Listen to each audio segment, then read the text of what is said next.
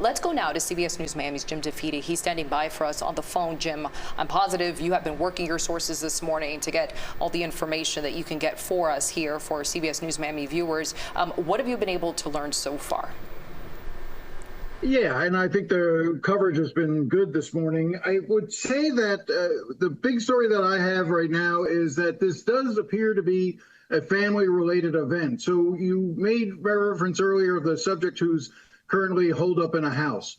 My understanding is that they are trying to and are willing to wait to negotiate with this person to get him out. They have family members there, including his father, trying to talk to him. They have hostage negotiators on scene trying to resolve this situation as much as possible. You also made mention earlier of that there was a second person who was detained, taken into custody.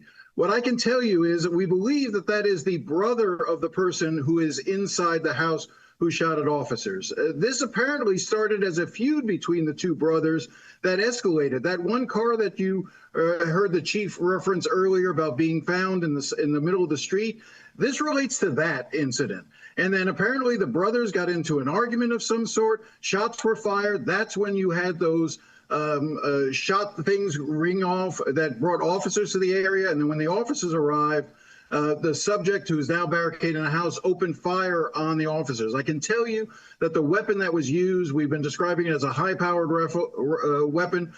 My understanding is it's an AK-47 type weapon with 7.62 cartridge rounds. Those are very, very big bullets that can actually even pierce through bulletproof vests. So these officers are extremely lucky that they were only shot in the lower extremities and are doing very well, and again have non-life-threatening injuries. So this is an ongoing thing, but it appears that they are going to, Miami Police is committed to waiting this out as long as possible to not have to make a forced entry. Yeah, so let me ask you, Jim, because you brought back what we had gotten source information from a little bit earlier, is that this was an argument that started with brothers. We had heard originally that it was 3 brothers. Are you understanding that it's just 2 now? That's my understanding, is it's 2. But again, these things are, I would always caution the audience that these things are very fluid. You end up getting information in bits and pieces, and it'll all come together later. But my understanding is, yes, this started as a feud among brothers over the car that was found abandoned in the street, and then another car gets shot up, and then the police arrive, and we see what has resulted over the last 2.5 hours or so. But I think what's interesting is the fact that they are bringing in family members to try to talk to this individual. And my understanding is the person barricaded in the house is in his late 20s, early 30s. They have family who's talking to him.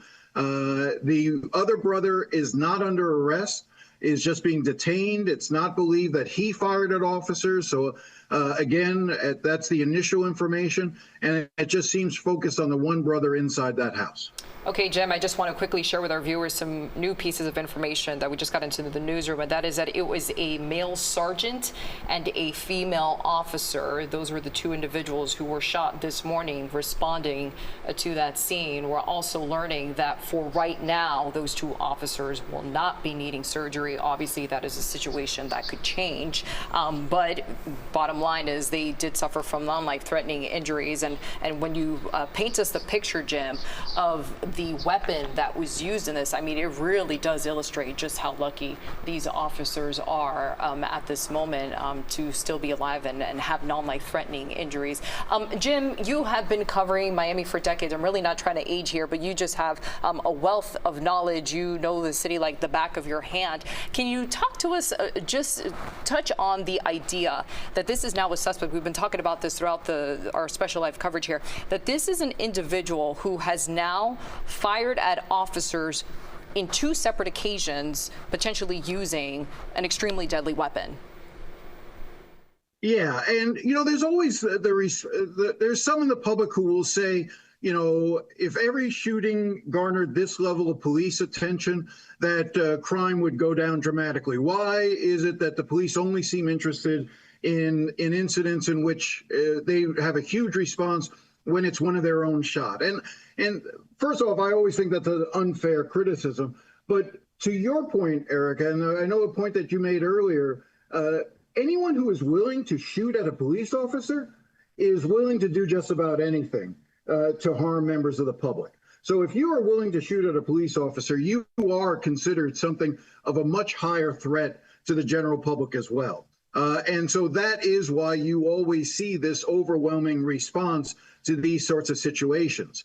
And Eric, I just want to go back, the news that you reported about the two officers is wonderful.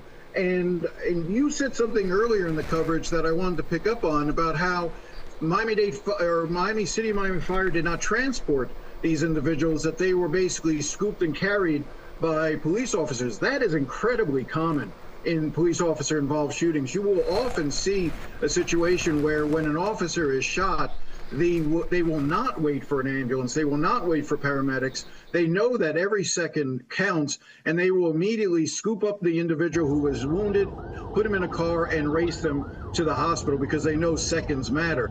That is very common. Luckily, that sort of time, in essence, wasn't critical in this situation because they did suffer non-life-threatening wounds. But again, it is something that you see in officer-involved shootings.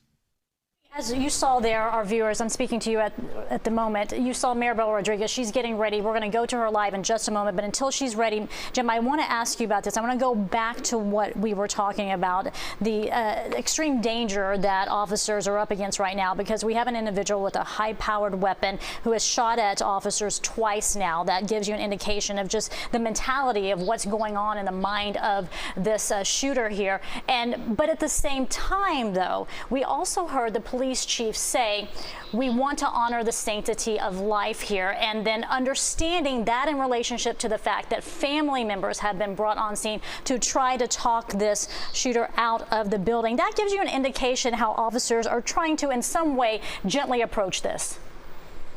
Oh, absolutely. Look, they want this to resolve peacefully. They want this to resolve with him laying down his weapon and coming out. And anything they can do to try to make that happen by having family members, members of the clergy, anyone else who he is connected to in the community to talk him into stepping out is much more preferable, far more preferable than having police have to force their way into that house and ending the situation in a way that no one wants to see it ended, which is with that subject more than likely being killed and potentially officers being harmed in the entry. So, they will wait as long as they need to. They have the scene secure. They have it surrounded. They have more than enough resources. So they will just wait this out as long as possible.